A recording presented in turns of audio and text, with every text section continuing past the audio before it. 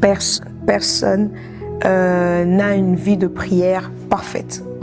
Ça veut dire que même un pasteur, si un pasteur te dit que sa vie de prière, elle est parfaite, ça fait 15 ans, chaque jour il prie de la même performance comme la première fois il a rencontré le Seigneur, c'est du mensonge. Ouais. Pourquoi? Parce que c'est quelque chose de spirituel.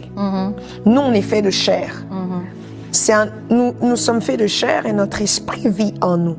Et la Bible dit, la chair est faible et l'esprit est bien disposé.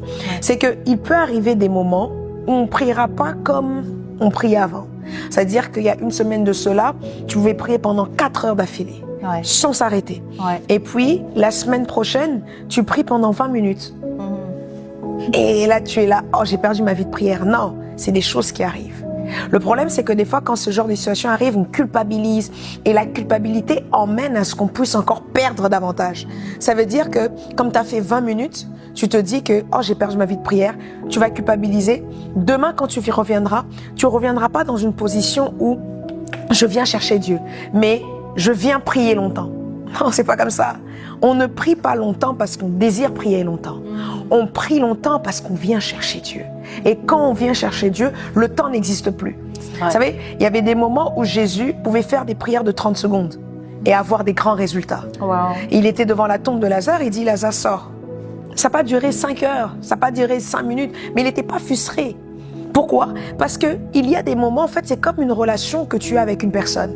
Il y a des moments où je peux t'appeler, je peux faire 4 heures au téléphone. Mais il y a des moments où je peux t'appeler, je peux faire 1 heure au téléphone.